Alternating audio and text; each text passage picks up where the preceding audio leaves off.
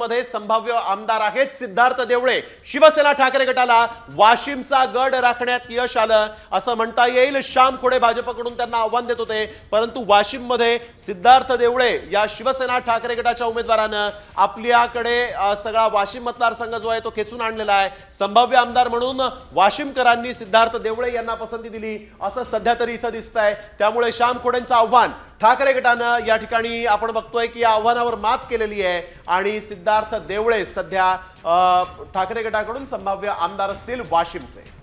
नक्कीच सिद्धार्थ देवळे हे संभाव्य आमदार असण्याची नेमकी कारणं काय आहेत हे आपण जाणून घेणार आहोत आमचे प्रतिनिधी राम चौधरी यांच्याकडनं। राम, काय माहिती? वाशिम विधानसभा मतदारसंघाची निवडणूक काल पार पडली। या निवडणुकीमध्ये महाविकास आघाडी विरुद्ध महायुती असा सरळ सामना झाला। या निवडणुकीमध्ये महाविकास आघाडीने डॉक्टर सिद्धार्थ देवळे यांना उमेदवारी दिली होती आणि महायुतीने भारतीय जनता पक्षाचे श्याम खोडे यांना उमेदवारी दिली होती।